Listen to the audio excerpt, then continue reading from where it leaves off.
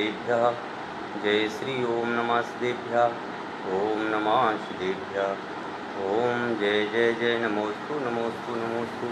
नमो अरिहंताणं नमो सिद्धाणं नमो आयरियाणं नमो वैछायाणं नमो लोहिषवसाहुरं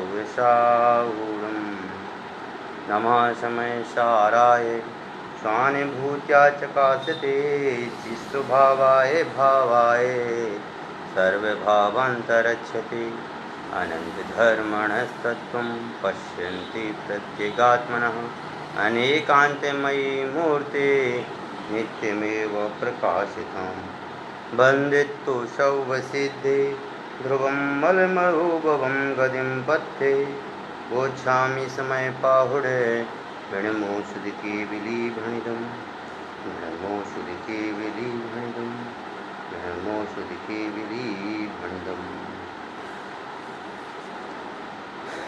अपनी चर्चा समय सार ग्रंथादिराज पर चल रही है। यह ग्रंथ है अध्यात्म का सबसे महान ग्रंथ है। इस ग्रंथ में एक शुद्ध आत्मा के अनुभव की बात की गई है।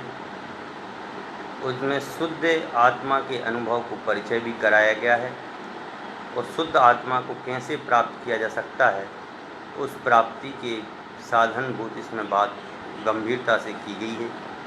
अपन लोग गाथा पढ़ते हैं। गाथा है 12, जिसमें कल अपन ने उसके भावार्थ को तो पढ़ लिया था। आज अपन को उसकी टीका शुरू करनी है। गाथा है शुद्धो शुद्धादेशो अनादब्बो परम भावदरीसिंह व्यवहार देश दो पुणे जे दो अपर में ठिदा भावे परम भावी को जो प्राप्त है विशुद्ध नहीं ज्ञातव्य हैं जो रहें अपरम भाव में व्यवहार से उपदिष्ट है। कह रहे हैं जो परम भाव को प्राप्त हो चुके हैं वो तो शुद्ध नहीं हैं, लेकिन जो अपरम भाव में हैं उनके लिए बता रहे हैं कि व्यवहार न्याय का जो कथन है वह प्रयोजनवान है। इस संबंधी अपन को आज चर्चा करना है। तो सबसे पहली बात आई है परम भाव। कल अपन ने पढ़ा था, पर आज इसको और स्पष्ट करने की कोशिश करूँगा मैं कि जो परम भाव है वह परम भाव क्या है। उस परम भाव की अपन यहाँ पर चर्चा करेंगे। परम भाव का मतलब में है शुद्ध भाव, एकदम शुद्ध भाव। और वह शुद्ध भाव कैसा? कह रहे हैं कि परम भाव क्या है, तो परम भाव का नाम है शुद्ध नय। शुद्ध नय क्या है? जिसमें उत्पाद, व्यय और द्रव्य ये तीनों का जो स्वरूप है वह नहीं आए। स्वरूप का मतलब पर्यायगत उसको जहाँ पर ग्रहण न किया जाए। किंचित मात्र भी परम भाव में उत्पाद, व्यय और द्रव्य इन तीनों को ग्रहण नहीं किया जाता है। परम भाव में केवल एक शुद्धात्मा की चर्चा की जाती है, क्योंकि उत्पाद को और व्यय को और द्रव्य को तो सभी समझते हैं, समझे ना।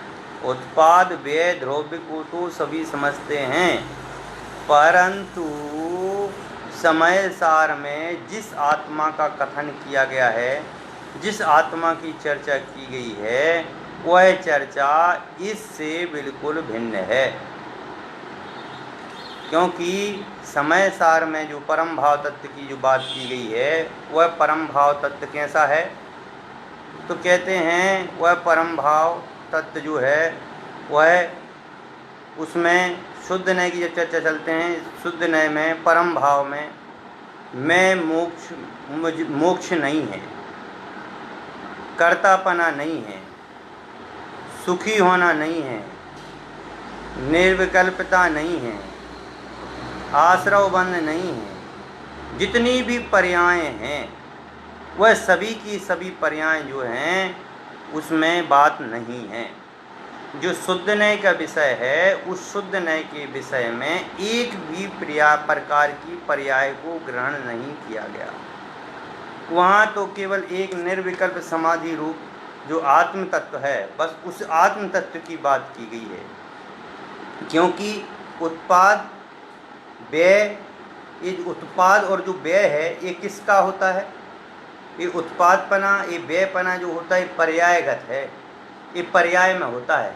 ये उत्पाद होना, ये व्यय होना, ये पर्याय का है। और ध्रुव्यपना क्या है? ये स्वभावपना है। ध्रुव्य जो है वह क्या है? स्वभाव है। तो वही आज अपन को यहाँ पर बात करनी है कि भाई जो शुद्ध नय है वो शुद्ध नय क्या है, समझिए ना। क्योंकि शुद्ध नय को समझना बहुत ज़रूरी है। जब तक यह शुद्ध नय हमें समझ में नहीं आएगा, जब तक हमें आगे का विषय बिल्कुल ध्यान में नहीं आएगा। क्योंकि अपन को करना तो टीका की चर्चा है, पर उससे पहले अपन को यह भाव जानना बहुत ज़रूरी है। कह रहे हैं कि दृष्टि के जो विषय है उस दृष्टि के विषय में उत्पाद और व्यय नहीं है।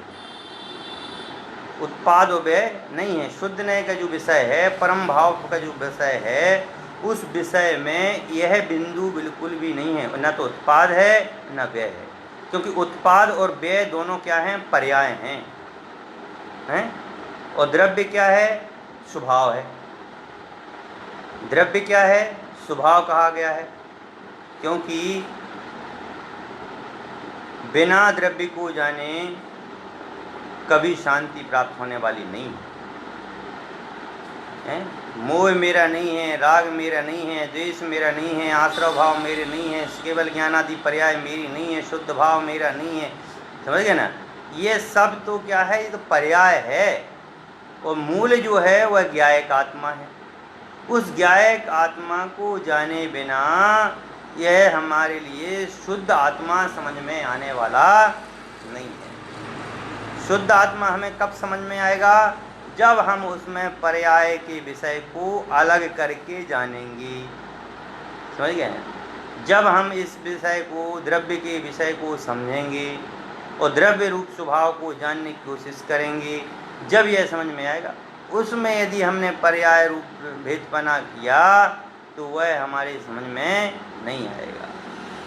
जैसे सोना है, सोने के गहने बनाना तो उत्पाद है और गहने मिटाना क्या है? व्यय है। तो सोने के गहने बनाना जो है, सोने के जो गहने बनाए जा रहे हैं वह तो उत्पाद है, और मिटाए जा रहे हैं वो व्यय है। तो उसमें नया क्या है? कह रहे उसमें जो नया है वह द्रव्य है। द्रव्य क्या है? सोना है। समझ गए। जो सोने को देखना है, देखेगा वह शुद्ध नय है, और जो गहने को देखेगा वो अशुद्ध नय है, व्यवहार है। समझ गए। तो शुद्ध जो रूप है वह सोना है। सोना चाहे कहीं पर भी हो, चाहे वह 10 साल पुराना सोना हो, 100 साल पुराना सोना हो, लेकिन वह सोने की कीमत तो आज जो मार्केट में नए सोने की कीमत है वही सोने की कीमत पुराने वाले सोने की भी रहेगी। मतलब सोने में कभी कोई परिवर्तन नहीं है।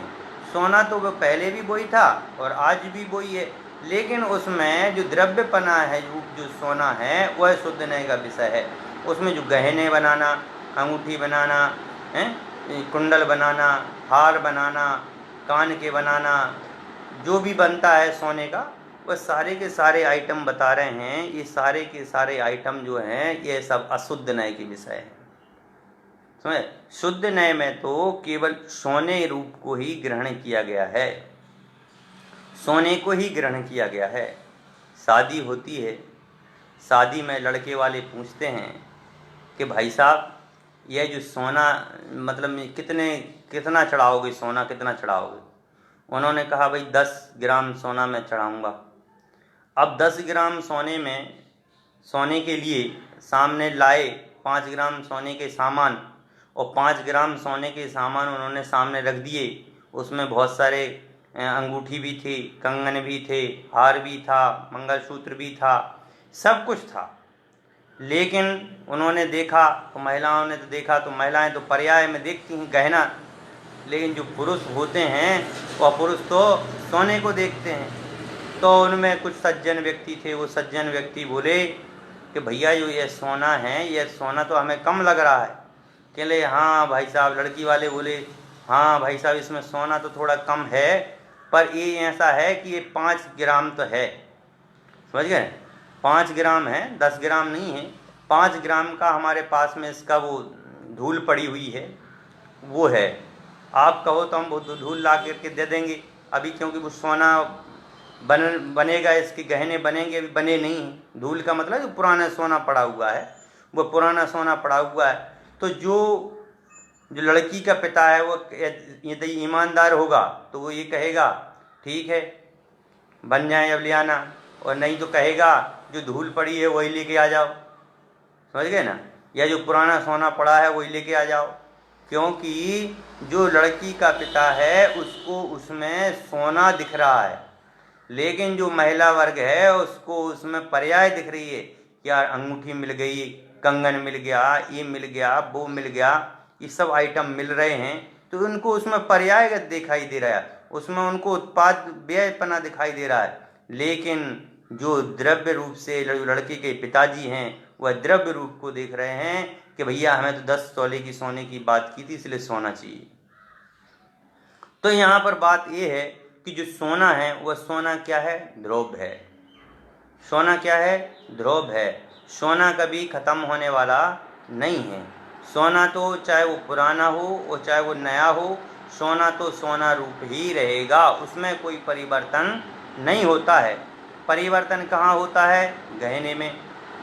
पहले अपन ने अंगूठी बनाई, फिर अंगूठी को मिटा करके हमने उसकी कंगन बना लिया या कान के बना लिए हैं। तो ये जो बनाना है, ये तो बनाना क्या है, पर्याय में है। ऐसे कह रहे हैं कि आत्मा जो है, आत्मा तो क्या है, द्रव्य है। आत्मा क्या है, द्रव्य है, द्रव्य तत्व है। और ये द्रव्य तत्व का कभी भी कुछ भी नहीं होता है, समझिए। द्रव्य तो द्रव्य रूप ही रहता है, द्रव्य में कभी कोई परिवर्तन नहीं आता है। द्रव्य तो जैसा है वो वैसा ही रहता है। सोना जैसा है वो वैसे ही रहता है, सोने के कंगन बन जाएगा, अंगूठी बन जाएगी, हर चीज़ बन जाएगी। लेकिन सोना तो उसमें रहेगा, पर सोने को पर्याय दृष्टि से नहीं देखते हैं, समझ गए। सोना तो उसमें रहेगा, कंगन बनेंगे, ये बनेंगे, वो बनेंगे, पर वो बनेंगे पर्याय रूप से, सोना तो सोना रूप में ही रहेगा। उसी प्रकार से आत्मा रागी है, आत्मा करने वाली है, आत्मा ऐसा करने वाली है, आत्मा केवल ज्ञान आदि पर्याय रूप है, आत्मा शुद्ध पर्याय रूप है, आत्मा में अनंत गुण हैं, आत्मा में ये गुण हैं, आत्मा में वो गुण हैं। ये जो बात करना है, ये बात करना तो कह रहे हैं, ये तो पर्यायगत है। शुद्ध को देखिए, शुद्ध दृष्टि से तो केवल हमारा जो ज्ञायक आत्मा है बस वो ही है। जो सोना है, सोना तो कितने रूप में परिणमन हो गया, लेकिन सोने में कमी आई, अंगूठी बनाई, अंगूठी से अपन ने मंगलसूत्र बना दिया, मंगलसूत्र से फिर कंगन बना दिया, कंगन से फिर मंगलसूत्र बना दिया, या फिर अंगूठी बना दी, कुछ भी बनाया, लेकिन सोना तो सोना ही रहा ना, उसमें तो कम बढ़ोतरी नहीं हुई ना। ऐसे ही कह रहे हैं कि आत्मा में चाहे मोहराग देश आदि के परिणाम आ जाएं, चाहे कसाय रूप परिणाम आ जाएं, चाहे आश्रव के भाव आ जाएं, चाहे वो केवल ज्ञान की शुद्ध पर्याय आ जाए, ये शुद्ध अशुद्ध पर्याय जो है ये तो उत्पाद व्ययपना है, समझ गए। और ध्रुव तो ध्रुव रूप ही रहता है, ज्ञायक तो ज्ञायक रूप ही रहता है, उसमें अन्य रूप बना नहीं होता। तो जो ज्ञायक भाव है वह शुद्ध नय का विषय है, परम भाव है। और जो अशुद्ध नय का विषय है वह अशुद्ध नय का विषय तो यह पर्याय हैं, समझिए। पर्याय में यह सब होता है, भाई अंजन चोर की अपन कहानी सुनते हैं कि अंजन चोर कैसा था, चोर था कि नहीं था, सप्त विष्णी था कि नहीं था, हैं। लेकिन सप्त विष्णी होने के बाद में भी उसने अपने आप को शुद्ध नय से देखा कि नहीं देखा, हैं। तो जो ये पर्याय में तो ये सब कुछ है, पर्यायगत में तो ये सब भिन्नता दिखाई देती है कि ये सप्त विष्णी है, ये रागी है, ये द्वेषी है, ये ऐसा है, ये ऐसा है। अरे और की छोड़ो, वो सुअर होता है, सुअर। तो सुअर में जो है उसकी पर्याय को देख करके कितना घिनाते हैं, पर्याय को देख करके कितना बेकार लगता है, कहाँ कहाँ वो गंदे गंदे स्थानों पर जाता है। लेकिन आप विचार कीजिए वह सब कहीं जाने के बावजूद में वह शुद्ध है कि नहीं है, उसका द्रव्यपना जो द्रव्यपना है, उसका जो आत्मा है वह शुद्ध है कि नहीं है। अंजन चोर सप्तव्यसनी था, और अंजन चोर सप्तव्यसनी होने के बाद में भी जब उसने अपने आप को देखा, जब उसने वहाँ पर उनकी इस बात को सुनी और सुन करके उसने सोचा अरे ये तो पर्यायगत भिन्नता है, मैं स्वभाव से चोर नहीं हूँ, मैं तो ज्ञायक रूप हूँ हैं। जब उसने ऐसा अपने आप को अनुभव किया तो उसको तुरंत ही शुद्ध नय की प्राप्ति हो गई, उसको तुरंत के तुरंत सम्यक दर्शन हो गया। तो मतलब में कहना है क्या है कि जो है गहना, जो है गहना तो पर्याय है, गहना तो पर्याय है, वह कितना भी पुराना हो लेकिन उसकी कीमत ख़त्म नहीं होती, उसकी कीमत कभी भी बिल्कुल ख़त्म नहीं होती है। वह सोने का है तो सोने वाला रेट ही रहेगा, चाहे वह आज से 1000 साल पुराना हो, चाहे 100 साल पुराना हो, चाहे आज का सोना हो, सोना तो सोना ही रहेगा, सोने में कोई परिवर्तन नहीं है। लेकिन हाँ, कंगन है, कंगन से अंगूठी बन सकती है, अंगूठी से ये बन सकता है, वो बन सकता है। तो ये कह रहे हैं कि ये अशुद्ध नय का विषय है। पर्याय में देखोगे तो अशुद्धता अपन को दिखती है, लेकिन शुद्ध द्रव्यपना रूप से देखोगे तो वह ज्ञायक है, शुद्ध है और अनुभव करने योग्य है। कह रहे हैं सोना जो है वह कितना भी खराब हो, मतलब खराब का मतलब कितना भी पुराना सोना हो, लेकिन उसको शुद्ध सोना बना करके अच्छे नए नए गहने बनाए जा सकते हैं। उसी प्रकार से यह मोह राग देश आदि भाव जो हैं कितने भी प्रबल हों, कितने ही प्रबल हों, लेकिन इस मिथ्यात्व के परिणाम को छूट करके सम्यक के परिणाम रूप परिणमित हो सकते हैं, सम्यक को प्राप्त कर सकते हैं। तो यही बात यहाँ पर अपन लोग बताना चाहते हैं कि भाई जो है शुद्ध नय का विषय तो केवल एक द्रव्यपना है, और उस द्रव्यपना के अलावा और भी बाकी का जितना भी है वह अशुद्ध नय का विषय है। अरे और की छोड़िए, घर में जो होती हैं पत्नियाँ होती हैं वो अच्छे से जानती हैं ये शुद्ध नय और अशुद्ध नय को, जानती हैं कि नहीं जानती हैं? भाई पत्नी होती है वह अपने पति से लड़ती है, लड़ती है कि नहीं लड़ती है? वो पति से लड़ती है और बोलती है कि तुम जाओ यहाँ से, निकल जाओ। और पति भी क्या बोलता है? भाई पति भी लड़ता है, एक ही बात है, पति लड़े या पत्नी लड़े, कि भाई पति लड़ता है, पति अपनी पत्नी से लड़ा और लड़ करके वो बोला कि मैं जा रहा हूँ, मैं घर छोड़ करके जा रहा हूँ, अब मैं कभी नहीं आऊँगा, और ऐसा और वैसा वो बोल के चला जाता है। और पत्नी जो होती है वो पत्नी भी बोल देती है हाँ हाँ हाँ जाओ जाओ, मेरे को कोई आवश्यकता नहीं है आपकी, आप जाइए यहाँ से। अब बीच में जो एम्पायर खड़े हुए थे बच्चे बोलते हैं मम्मी पापा जा रहे हैं, मम्मी पापा जा रहे हैं, और पापा वापस नहीं आए तो कहते चुप रहे, तू चुप रहे, ज़्यादा मत बोल हैं। क्यों? क्योंकि उसको पता है, उसको ये सब पता है कि यह जो है यह इनका स्वभाव नहीं है, यह तो राग आदि रूप जो स्वभाव है या जो द्वेषादि रूप जो स्वभाव है ये तो एक समय की पर्याय है। आत्मा में ना तो राग है ना आत्मा में द्वेष है, यह तो एक समय की पर्याय है, अभी घंटा भर बाद में लौट करके आएंगे हैं। तो वास्तव में जब वो घंटा भर बाद लौट करके आते हैं और घंटा भर बाद लौट करके आने के बाद में अपने हाथ मुंह धोते हैं, सब कुछ धोते हैं, और बढ़िया आराम से उसकी पत्नी उसको बैठ करके खाना खिलाती है। बच्चे फिर पूछते हैं मम्मी यदि पापा नहीं आते तो मेरे स्कूल की फीस फिर कौन भरता? अरे मम्मी मन में विचार करती है, अरे कैसी बात करते हो, पापा लौट करके क्यों नहीं आते भैया, ये तो एक समय की पर्याय है, द्रव्य रूप से तो ये शुद्ध हैं, द्रव्य रूप से तो इनमें कहीं कोई बुराई है नहीं है, वो तो पर्यायगत भिन्नता है, पर्याय से लड़ लिया। ऐसे कह रहे हैं कि यह पर्यायगत है, ये मोह राग देश जो होते हैं, ये शरीर आदि जो होते हैं, ये मोह राग देश होते हैं, इतनी भी जो भी क्रियाएं होती हैं ये सब पर्यायगत हैं, द्रव्य रूप से नहीं है। यही शुद्ध नय का विषय है कि शुद्ध नय के विषय में किंचित मात्र भी पर पदार्थों का ग्रहण नहीं होता है, किंचित मात्र भी विषयों का परिणमन नहीं होता है, किंचित मात्र भी अन्य द्रव्य सामग्री का परिणमन नहीं होता है, स्वभाव से वह ज्ञायक ही है। आत्मा में कोई भी राग द्वेष आदि के परिणाम नहीं है, आत्मा तो शुद्ध नय से बिल्कुल सोना है। जैसे सोने के गहने इत्यादि बनाना ये तो पर्यायगत भेद है भाई, सोना तो सोना ही रहता है, चाहे आप अंगूठी बनाइए, चाहे हार बनाइए, चाहे मंगलसूत्र बनाइए, चाहे कुछ भी बनाइए, समझ गए ना। चाहे राग करिए, चाहे द्वेष करिए, चाहे मोह करिए, हैं, आत्मा तो आत्मा ही रहता है ना। वैसे सोना सोना रूप ही रहता है, उसमें कहीं पर भी किसी प्रकार का कोई भेदभाव नहीं दिखाई देता। और यही विषय जो है, यह शुद्ध नय का विषय इस ग्रंथ में बताया जा रहा है कि यह जो शुद्ध नय है, यह शुद्ध नय ही मात्र ग्रहण करने के योग्य है। कौन सा शुद्ध नय? जो त्रिकाली है, जो ज्ञायक रूप है, वह शुद्ध नय जो है ग्रहण करने के योग्य कहा गया है। अन्य जो कह रहे हैं कि अन्य जो है वैसा है, वह ग्रहण करने के योग्य नहीं है। पर और फिर इसमें गाथा में ये कहा कि जहाँ आवश्यकता पड़े वहाँ उसकी कथन किया जाता है। तो वही आज अपन को इसमें टीका के जो प्रश्नोत्तर हैं, कल अपन ने इसको देखा था, आज अपन को इस टीका के प्रश्नोत्तरों के माध्यम से इस ग्रंथ में चर्चा करनी है। तो शुद्ध नय समझ में आ गया। शुद्ध नय में आपको फिर से समझा देता हूँ कि एक अपनी आत्मा के अलावा जितना भी है वह सब पर्यायगत है, वह अशुद्ध नय का विषय है। केवल एक अभिन्न ज्ञायक स्वभाव जो है, मतलब केवल एक आत्मा, बस वो शुद्ध नय का विषय है। ना उसमें राग है, ना उसमें द्वेष है, ना उसमें केवल ज्ञान आदि गुण हैं, पर्याय है, ना उसमें सिद्ध रूप पर्याय है, ना मोक्ष है, ना आश्रव है, ना बंध है, ना संबर है, आत्मा में कुछ नहीं है। आत्मा तो केवल आत्मा है, ऐसा अनुभव करना ये शुद्ध नय है। और आत्मा जो है रागी है, ये अशुद्ध नय का विषय है। आत्मा केवल ज्ञान वाला है, ये अशुद्ध नय का विषय है।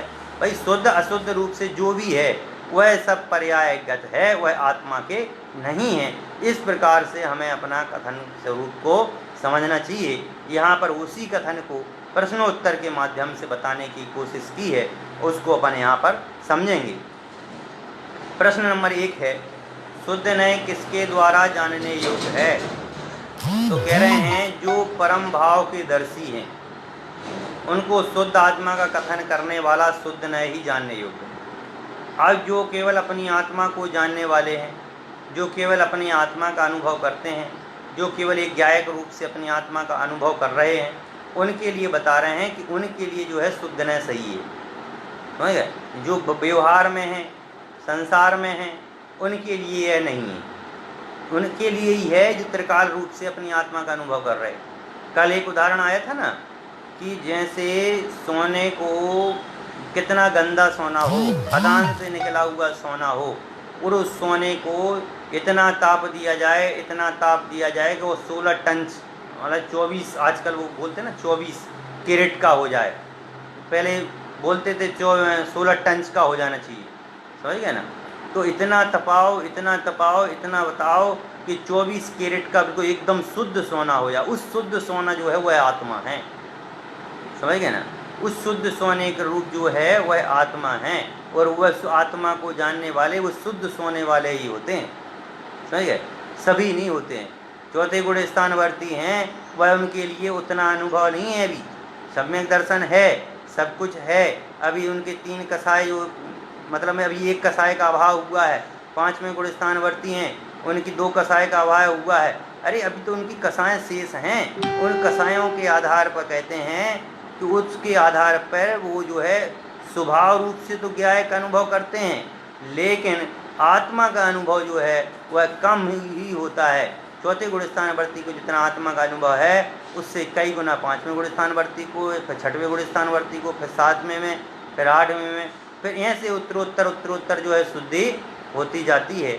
ज्ञायक की अपेक्षा देखते हैं कि भाई आत्मा की अपेक्षा यदि कथन करते हैं तो हमारा आत्मा और सिद्ध का आत्मा एक समान है, परंतु यहाँ अनुभूति का विषय आता है या जो स्वानुभव का विषय आता है, उन दोनों में जमीन और आसमान का अंतर है। चौथे गुण स्थानवर्ती की जो अनुभूति का विषय है वह 12वें गुण स्थान की अनुभूति का विषय है। इन दोनों में जमीन आसमान का अंतर है, लेकिन स्वभाव रूप से चौथे गुण स्थानवर्ती मुनिराज हों और चाहे वो 12वें गुण स्थानवर्ती मुनिराज हों, चाहे वो केवल ज्ञानी हों, वह बराबर हैं। तो वही यहाँ पर बता रहे हैं कि जो शुद्ध नय के, मतलब जो परम भाव के दर्शी हैं, जिन्होंने अपनी ज्ञायक आत्मा का अनुभव कर लिया है, जिनको ज्ञायक आत्मा बिल्कुल मिल गया है, समझ गए, उसको कथन करने वाला शुद्ध नय ही जानने योग्य है। कि कौन सा शुद्ध नय जानने योग्य है? जो एकदम शुद्ध है, 16 कैरेट का है, 24 कैरेट वाला है। समझ गए ना? वो एकदम जो शुद्ध सोना है, जिसको 16 बार तपाया गया है, समझ गए, और बीच में 1 2 3 भाव को बीच में नहीं लिया गया है, केवल एक शुद्ध शुद्ध शुद्ध जो रूप है, उस शुद्ध कथन करने वाले आत्मा की यहाँ पर चर्चा की जा रही है। फिर प्रश्न है दूसरा कि व्यवहार नए से किन जीवों का कथन किया जाता है। व्यवहार से अपन जब चर्चा करते हैं तो उस समय किन जीवों की चर्चा की जाती है। कह रहे जो उत्कृष्ट भाव में स्थित ना होकर अपरम भाव में स्थित हैं, समझ गए, जो अभी शुद्ध रूप में को प्राप्त नहीं हुए हैं, जिन्होंने अभी अपनी आत्मा को शुद्ध रूप से नहीं जाना है, उनके लिए कह रहे हैं जो अपरम भाव में स्थित हैं, मतलब अनुत्कृष्ट भाव हैं, अभी उत्कृष्ट भाव नहीं है, भाव तो हैं पर अभी अनुत्कृष्ट भाव हैं, उनके लिए कह रहे व्यवहार जानने योग्य है और करने योग्य है। उनके लिए कथन किया गया है कि भाई अभी हमें अपनी आत्मा का ज्ञान तो है नहीं है, और आत्मा के पूर्ण रूप से शुद्धि का कुछ भी अपन को ज्ञान नहीं है, किंचित मात्र भी है, अभी तो शुभ भाव चल रहे हैं, शुद्ध भाव की चर्चा ही नहीं है, समझ, अशुभ भाव शुभ भाव चल रहे हैं। तो ऐसे में जो कह रहे हैं कि व्यवहार की चर्चा होती है तो व्यवहार पालना चाहिए। मंदिर जाते हैं, स्वाध्याय करते हैं, प्रवचन करते हैं, क्रियाएं करते हैं, धर्म की क्रियाएं करते हैं, ये सब करना चाहिए व्यवहार में। व्यवहार कहा है इसको, व्यवहार में ये सब करने योग्य हैं। और करते समय भी क्या विचार करना चाहिए कि हमें तो अपनी आत्मा का कल्याण करना है, समझ गए, नहीं तो वह भाव भी नहीं रहेगा तुम्हारा कोई भाव, तब स्पष्ट सही माना जाएगा कि आप व्यवहार करते हुए भी आत्मा का लक्ष्य रखें हैं। पूजन करते समय पूजन हम क्यों कर रहे हैं, क्योंकि हमें अपनी आत्मा का कल्याण करना है। स्वाध्याय हम क्यों कर रहे हैं, क्योंकि हमें अपनी आत्मा का कल्याण करना है। जब यह जो भाव रहेंगे तब जाकर के उसके लिए उन्होंने बताया है कि व्यवहार नए से जानने योग्य हैं, कथन करने योग्य हैं, कि तब ये जानने योग्य कथन करने योग्य हैं। पाप की क्रियाओं में रत रहना ये जानने योग्य कथन करने योग्य नहीं है, समझ गए ना। शुभ भाव पूर्वक जो हो रहा हो, जिसमें आत्मा की प्राप्ति की विचार आ रहे हों, ऐसा कार्य करना ये व्यवहार है। फिर प्रश्न किया, जो परम भाव के दर्शी हैं, मतलब जिन्होंने अपनी आत्मा को जान लिया है, वे शुद्ध नए से शुद्ध आत्मा को जानते हैं या अनुभव करते हैं। देखो प्रश्न है कि ये बताइए, जो परम भावदर्शी हैं, जिन्होंने अपनी आत्मा को, जो आत्मा को जानने वाले हैं, तो प्रश्न है क्या वो आत्मा को जानते हैं कि अनुभव करते हैं, समझ गए ना। तो उत्तर है शुद्ध नए से आत्मा को जानना तो वह भी कर सकता है, समझ गए। जो परम भाव में स्थित नहीं है, ये देखो प्रश्न बिल्कुल घूम गया है। यहाँ पर ये बताया कि जो परम भाव को स्थित हैं वो ये आत्मा को जानते हैं कि अनुभव करते हैं, समझ गए। यहाँ पर उत्तर दिया आत्मा को तो वो भी जानते हैं। कौन जानते हैं? जो उनको अभी परम भाव में स्थित नहीं है, जिनको अभी आत्मा की प्राप्ति नहीं हुई है, वो भी जानते हैं कि आत्मा है, समझ गए ना। यहाँ शुद्ध नए से जानने योग्य का अर्थ शुद्ध नए से आत्मा का अनुभव करते हैं। और शुद्ध नए से अनुभूति का विषय क्या है? अनुभूति का विषय वही है कि अपनी आत्मा को जानना, अनुभव करना। जानना तो सभी के है, लेकिन अनुभव करना जो है अलग है। जानना तो भैया मिथ्या दृष्टि भी जानता है। मिथ्या दृष्टि का मतलब में जैसे अपन जैसे हैं, वो अपन भी आत्मा को भी जान ही रहे हैं कि नहीं जान रहे कि हमारे अंदर में आत्म तत्व है, उस आत्म तत्व के द्वारा पर हमें सुख दुख की अनुभूति होती है। ये तो अज्ञानी से भी जानता है कि हमारे अंदर में कोई जीव चैतन्य तत्व है, जिस चैतन्य तत्व के कारण से हमें सुख दुख की अनुभूति होती है। तो ये जानना तो सबके ही हो रहा है, पहले कह रहे हैं। लेकिन जो अनुभूति का जो विषय है, यह अनुभूति का विषय उसी के होता है जो शुद्ध न्याय पूर्वक अपनी आत्मा को जानता है। तो जो शुद्ध न्याय से आत्मा का अनुभव करते हैं, समझ गए। और शुद्ध न्याय से जानने योग्य का जो वस्तु है, उसको जानने योग्य पदार्थ का जो अनुभव करते हैं, उसके लिए ही बता रहे हैं कि जो आत्मा को जानते हैं, मानते हैं और जो लीन होते हैं, उन्हीं के अनुभव है, बाकी जानना अलग विषय है। चौथा प्रश्न फिर किया इन्होंने कि शुद्ध नय से आत्मा के परम भाव को देखने वाले पुरुष किसके समान कैसा अनुभव करते हैं। ये और मतलब मैं ऐसा प्रश्न आ गया। कह रहे हैं कि जो शुद्ध नय से जो आत्मा को जानते हैं, शुद्ध नय से आत्मा को भाव को देखने वाले पुरुष किसके समान और कैसा अनुभव करते हैं? तो अपन ने अभी पहले उदाहरण दिया था ना, उसी उदाहरण आएगा यहाँ पर। ऐसे पुरुष प्रथम द्वितीय तृतीय पाकों की परंपरा से पकाए जाते हुए अशुद्ध स्वर्ण के समान अपरम भाव के अनुभव से शून्य होने से, जिसने अस्खलित एक स्वभाव रूप परम प्रकाशित किया है, ऐसे शुद्ध नय का द्रव्य। देखो, कह रहे हमने जब सोने को तापमान दिया था, उस सोने के तापमान में जब हमने 16 मतलब 24, जब उसको कितने बार तपाया जाता है, तो उसमें जब 24 कैरेट का सोना होता, शुद्ध सोना, उस शुद्ध सोने के पहले जब ये 14 कैरेट का था, उस समय भी यह अशुद्ध था।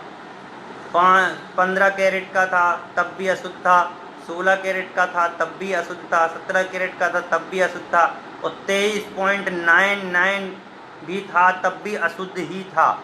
जब वह 24 कैरेट का शुद्ध सोना हो गया, तब वह शुद्ध है, और वही जो है अनुभव करने योग्य कहा गया है।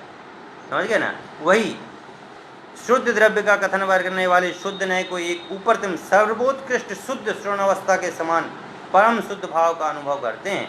जो ज्ञानी होते हैं, जो ज्ञानी पुरुष होते हैं, वो तो केवल एक शुद्ध आत्मा का अनुभव करते हैं, बाह्य के और पदार्थों का अनुभव नहीं करते हैं। वो तो केवल एक ज्ञायक रूप शुद्ध आत्मा का जो अनुभव है, उस अनुभव को ही यहाँ पर स्वीकार किया। कह रहे कि बीच में जो उनके भाव होते हैं, जो अशुद्ध भाव हैं, उन अशुद्ध भावों को बीच में के अशुद्ध भावों को वो सामने नहीं लाते हैं। जैसे अपन लोग 9th में फेल हो गए हों, 8th में फेल हो गए हों, और 7th में भी फेल हो गए हों, या डिक्स को क्या बोलते हैं, सप्लीमेंट्री ले लेके यदि पास हुए हों, समझ गए, और 10वीं में हमारी 75% हो, हैं, और फिर 12वीं में हमारी 98% हो, और फिर उसके बाद गोल्ड मेडल रहे हों, समझ गए ना, संपूर्ण रूप से गोल्ड मेडल रहे हों। अब बताइए, आप जो हैं, जब आप अपनी गोल्ड में कहीं पर आप अपनी डिग्री यूज करेंगे, जब आप क्या बताएंगे? वहाँ यह बताएंगे कि हम 7वीं में सप्लीमेंट्री थी, 8वीं में सप्लीमेंट्री थी, 9वीं में सप्लीमेंट्री थी, ये बात करोगे? हैं?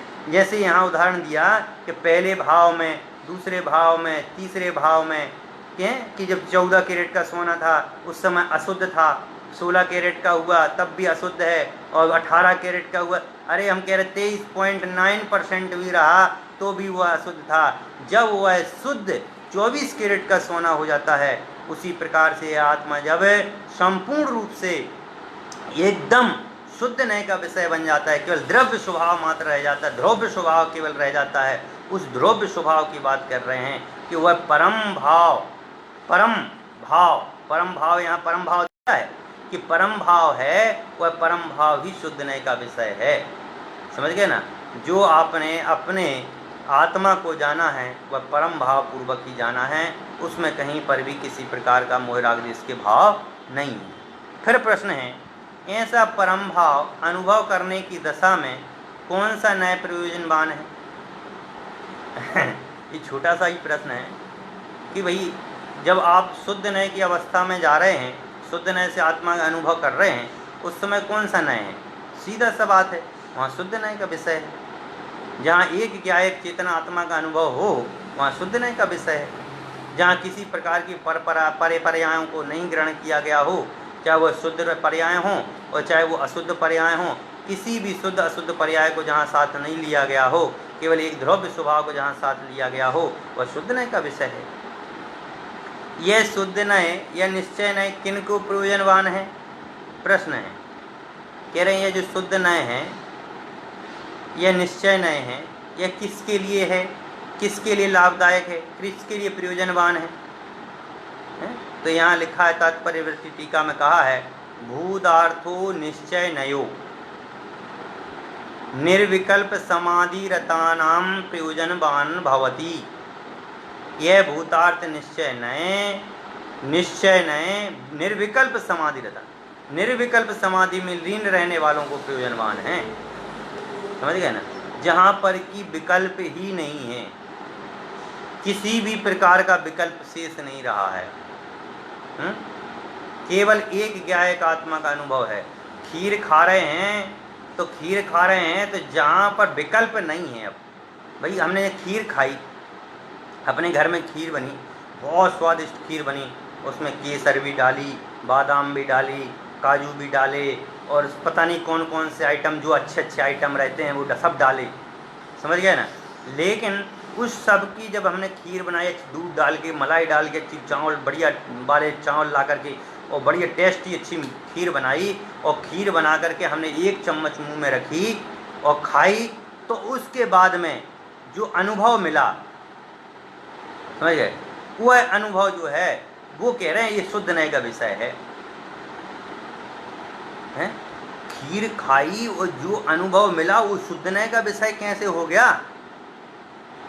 देखो, हमने उसमें श्रद्धा गुण की पर्याय, चारित्र गुण की पर्याय, हैं? आत्मा में श्रद्धा गुण की पर्याय थी, चारित्र गुण की पर्याय थी, केवल ज्ञान की पर्याय थी, सिद्ध पर्याय थी, मोक्ष पर्याय थी, ये शुद्ध पर्याय। राग भी था, द्वेष भी था, मोह भी था, ये सर्व प्रकार की जो पर्याय थी, इन सर्व प्रकार की पर्यायों के विकल्पों को हटा करके केवल हमने एक ज्ञायक आत्मा का अनुभव किया, वो शुद्ध नए का विषय है।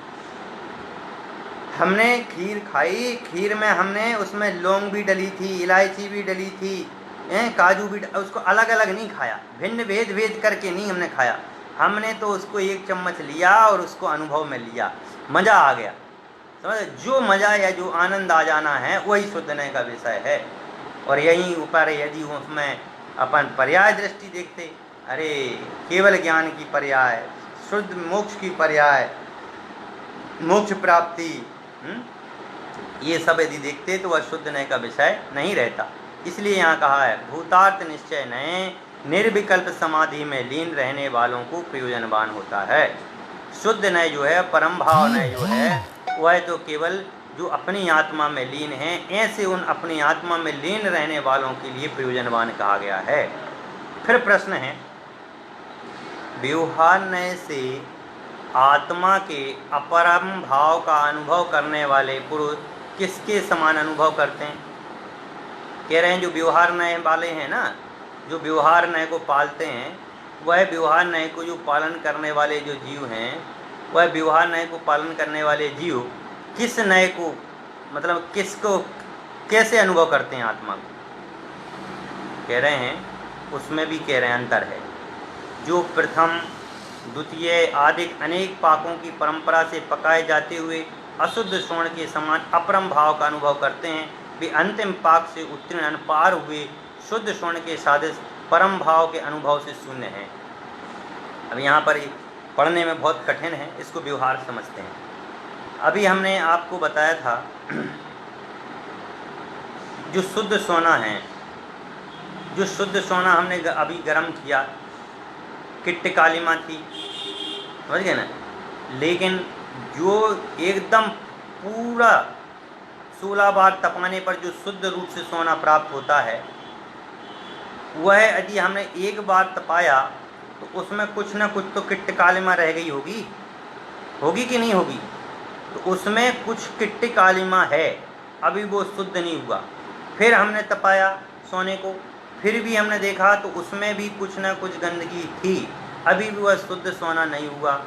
तीसरी बार तपाया, ऐसे हमने 15 बार भी तपाया, लेकिन अभी शुद्ध सोना नहीं हुआ। 16 बार ताप देने के बाद में वह सोना जो है 24 कैरेट का 16 टन का सोना पूरा शुद्ध हो गया। तो वैसे ही यहाँ पर कह रहे हैं कि हमने मिथ्यात्व में जो था, मिथ्यात्व में थे हम, मिथ्यात्व में हमने व्यवहार को पाला, शुभ भाव किए, अशुभ भाव किए, उस समय भी हमने आत्मा को जानने की कोशिश की, उस समय के परिणाम। और दूसरा हमें सम्यक दर्शन हो गया, सम्यक दर्शन होने के बाद में भी सम्यक दर्शन होने के बाद में भी अभी हमारे परिणामों में पूर्ण निर्मलता नहीं आई, क्योंकि अभी हमारा चौथा गुण स्थान है। अभी हम जो आत्मा का अनुभव कर रहे हैं वो आत्मा का अनुभव उतना नहीं है जितना 5वें गुण स्थान वर्ती का है।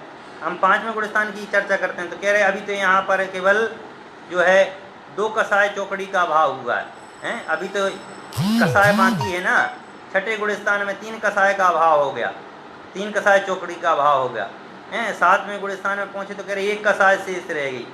तो ऐसे ही कह रहे हैं कि जो छायक सम्यक दृष्टि भी है, समझ गए ना, 7वें गुण स्थान के बाद में जो छायक सम्यक दृष्टि है, छायक सम्यक दृष्टि चाहे वो 10वें गुण स्थान के अंतिम समय वाला भी क्यों ना हो, उसके आत्मा के अनुभव में, और 12वें गुण स्थान वाले के आत्मा के अनुभव, और सिद्ध जो हो गए हैं उनके आत्मा के अनुभव, इनके सभी के आत्मा के अनुभव अलग अलग हैं। उसी प्रकार से बता रहे हैं कि अभी जो व्यवहार रूप से जो जीव है, अभी व्यवहार का जो पालन कर रहा है, अभी उसके पूर्ण रूप से शुद्धि नहीं हुई है। कुछ तो जो हैं वह केवल मंदिर जाते हैं और भगवान के ऊपर जल चढ़ा करके आ जाते हैं, कुछ जाते हैं मंदिर जाते हैं, मंत्र पढ़ते हैं और अभिषेक करते हैं, समझ गए ना। कुछ जो हैं और अभिषेक करते भी हैं और अनुभव में लेते भी हैं, समझ गए ना।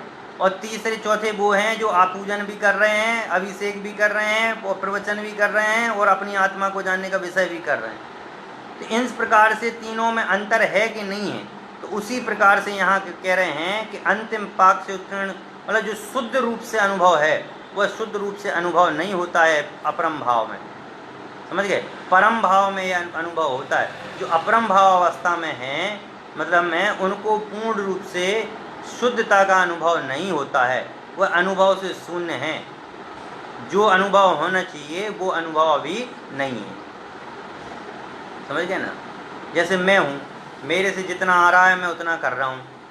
अब मेरे से भी जो बड़े विद्वान हैं उनको कुछ आत्मा का ज़्यादा अनुभव है, समझ गए, वो आत्मा का अनुभव भी कर रहे हैं और उस विषय को भी प्रस्तुत कर रहे हैं। पर हमें है अभी आत्मा का अनुभव नहीं है, हम अभी आत्मा को जानते ही नहीं हैं, बस आत्मा का जानना पना बस है, अनुभव करना पना नहीं है। तो यही है कि अभी अपन जो है अपरम भाव में स्थित हैं। तो अभी जितना भी व्यवहार हो सके उतना व्यवहार प्रयोजनवान है, व्यवहार बहुत जरूरी है, जितना हो सके उतना पालन जरूरी है। और कहते हैं ऐसे अपरम भाव में रहने वालों को कौन सा नए प्रयोजनवान है। कह रहे हैं जो अशुद्ध नए वाले हैं या अपरम भाव वाले हैं, ऐसे व्यक्तियों के लिए कौन सा नए प्रयोजनवान है। कह रहे देखो, अशुद्ध द्रव्य की मुक्ता से जिसमें एक भाव यानी चैतन्य रूप अनेक भाव दिखाई दे रहे हैं, ऐसे व्यवहार नए प्रयोजनवान है। कह रहे अशुद्ध की मुक्ता से जिसमें एक भाव रूप अनेक भाव दिखाई दे रहे हैं, व्यवहार व्यवहार न उसके लिए बहुत जरूरी है। जहाँ पर वो ये दिखता है कि भैया पूजन करने में भी आत्मा का है, स्वाध्याय करने में भी आत्मा का हित है, जीवों की रक्षा करने में भी आत्मा का हित है, जहाँ उसको एक आत्मा में अनेक भाव दिखाई दे रहे हैं, समझ गए ना, उसके लिए कह रहे हैं व्यवहार नहीं ही प्रयोजनीय है, व्यवहार नहीं ही करना चाहिए। फिर कहा यह व्यवहार न कब किसको प्रयोजनवान है। भाई यह व्यवहार जो कहा गया है यह कब और किसको करना चाहिए, कब और किसको लिए लाभदायक है? तो एक दादा उदाहरण देते थे कि भाई बीमार व्यक्ति को कब और क्या से दवाई देनी चाहिए हैं? जैसे कोई व्यक्ति बीमार है, अनादिकाल से बीमार पड़ा हुआ है, बिस्तर पर लेटा हुआ है और घर के भी सभी सदस्य हैं, तो ये बताइए जो बीमार पड़ा है उसको दवाई देना चाहिए कि जो बीमार नहीं है उसको भी दवाई देना चाहिए? कह रहे हैं कि भैया जिसको जितनी आवश्यकता हो उसकी उतनी दवाई दो, और जिसको आवश्यकता नहीं उसको क्यों दवाई दोगे हैं? ऐसे ही है कि व्यवहार में जो है जिसको जितना जिस समय जिस काल में जितना चाहिए उतना व्यवहार करिए, और जिसको व्यवहार की आवश्यकता ही नहीं है, जो आत्मा को जान गया उसको व्यवहार की आवश्यकता ही नहीं है। भाई जो उसने आत्मा को जान लिया अब उसको क्या व्यवहार की आवश्यकता है, पर जिसने आत्मा को नहीं जाना है और किस कैटेगरी तक नहीं जाना है उसके आधार पर उसको करना चाहिए। वैसे यहाँ पर आंसर देते हैं कि निर्विकल्प समाधि से रहित पुरुषों को 16 वाणी ताव के स्वर्ण के समान लाभ नहीं होने पर, जैसे कि 16 बार सोने को तपाया और 16 बार तपाने के बाद भी लाभ नहीं होने पर निचली वाणी यानी नीची के ताव स्वर्ण लाभ के समान किसी प्राथमिक जनों को कभी कभी साविकल्प अवस्था में मिथ्यात्व भी है विषय कसाय भी हैं, दुर्ध्यान भी हैं, और इन सब से बचने के लिए व्यवहार नए प्रयोजनवान है। कि गुस्सा आए तो उस समय ये समझना ये स्वभाव मेरा नहीं है, ये एक समय की पर्याय है, समझ गए ना, ये एक समय की पर्याय है। उस पर्याय को सुधारने के लिए व्यवहार नए प्रयोजनवान है। मिथ्यात्व है, मिथ्यात्व को सम्यक्त्व में बदलने के लिए व्यवहार नए प्रयोजनवान है। दुर्ध्यान हो रहे हैं तो दुर्ध्यानों को सम्यक रूप से बनाने में व्यवहार नए प्रयोजनवान है। तो प्रयोजनवान हर एक जगह प्रयोजनवान है, मतलब हर एक कार्य के पीछे कभी न कभी कोई ना कोई व्यवहार रहता ही है। फिर 10वां क्वेश्चन है, इस अपरम भाव में रहने वाले जीव कौन से हैं, उनका लक्षण क्या है? कह रहे अपरम भाव में रहने वाले जो जीव हैं वह कौन से हैं और उनका लक्षण क्या है? अपरम भाव में रहने वाले जो अशुद्ध आत्मा को जानते हैं, समझ गए ना, जो अशुद्ध द्रव्य के साथ में जीवों के भाव हैं, अशुद्ध द्रव्य के साथ में मतलब में जो किट्ट कालीमा सहित सोना है, वैसे जिसके भाव हैं कि आत्मा को और मोह राग द्वेष आदि के परिणामों को जो अपना मानता है, समझ गए ना, उसके लिए बता रहे हैं कि वह जो है 3 प्रकार के जीव हैं। कितने प्रकार के कहे वो? 3 प्रकार के जीव। एक तो सबसे पहले उन्होंने भेद बताया तात्पर्यवृत्ति टीका में, अशुद्ध असंयत सम्यक दृष्टि अपेक्षा, कि अशुद्ध असंयत सम्यक दृष्टि, असंयत सम्यक दृष्टि जीव अपरम भाव का अनुभव करता है, अपरम भाव में स्थित है, उस समय उसका लक्षण सराग सम्यक दृष्टि का होता है, उसके शुभ उपयोग होता है। उसके क्या होता है? शुभ उपयोग होता है। अभी उसके पूर्ण रूप से कसायों की मान्यता नहीं है, वह कसाय रूप में अभी भी है, केवल एक उसके जो पहली कसाय है, समझेंगे ना, अप्रत्यक्ष अनंतानुबंधी, उस अनंतानुबंधी का ही अभाव हुआ है। अनंतानुबंधी क्रोध मान माया लोभ जो कसाय है उसका उसके अभाव हुआ है, लेकिन अभी दूसरी जो कसाय है प्रत्याख्यानावरण अप्रत्याख्यानावरण और संजुलन, अभी इन कसायों का उदय है।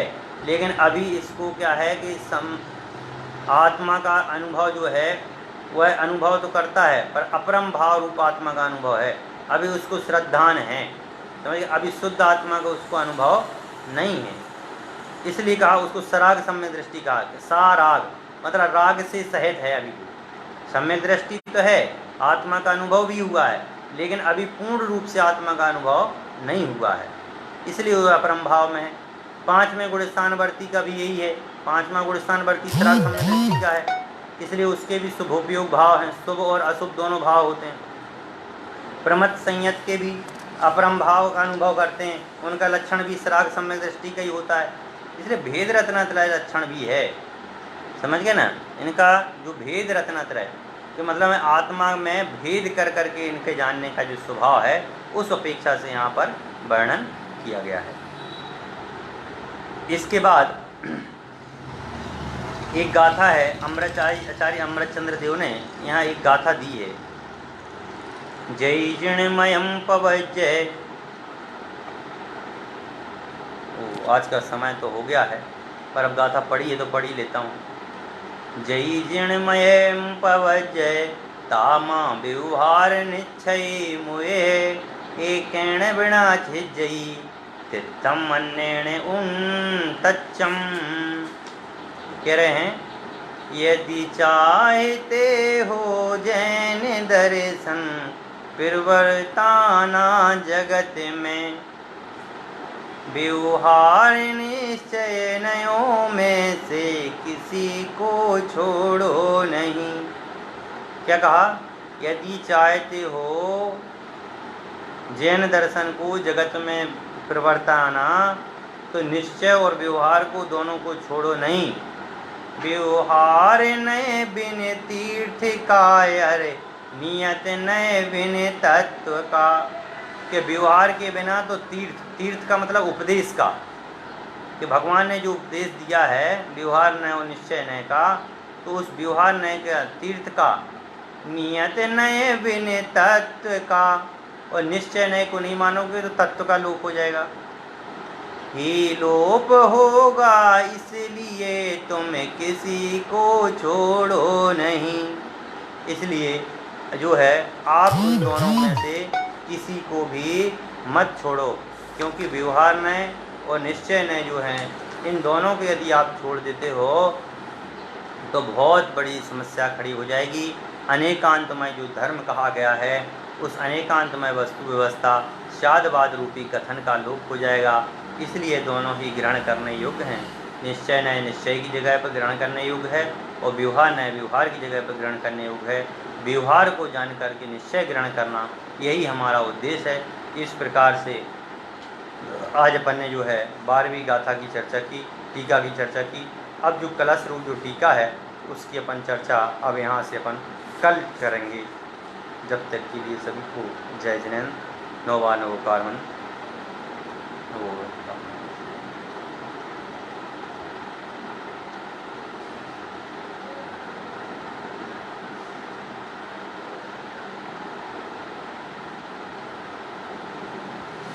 बोले द्वादशानंद जिनवाणी माता की जय, जैन धर्म की जय।